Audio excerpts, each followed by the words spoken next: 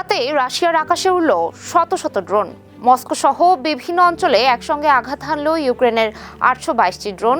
মস্কোর দাবি, চলতি বছরে এটি রাশিয়ার উপর সবচেয়ে বড় ড্রোন হামলা। রুশ কর্মকর্তাদের তথ্য অনুযায়ী হামলায় অন্তত 7 জন নিহত হয়েছেন। এর মধ্যে রোস্তভ অঞ্চলে 5 জন, বেলগোরোদে একটি বাসে হামলায় এক নারী এবং মস্কো অঞ্চলে 83 বছর বয়সী এক বৃদ্ধ নিহত হয়েছেন।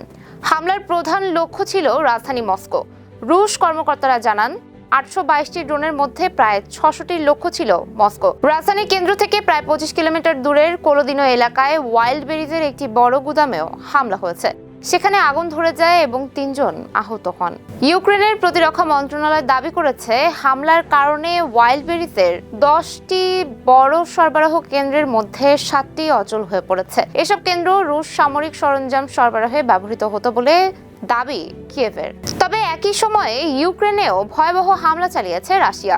দেশটির বিভিন্ন অঞ্চলে হামলায় অন্তত 7 জন এবং 39 জনের বেশি আহত হয়েছেন।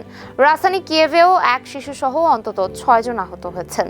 দুই পক্ষই একে অপরের বিরুদ্ধে বেসামরিক স্থাপনা ও সাধারণ মানুষকে লক্ষ্য করার অভিযোগ তুলেছে।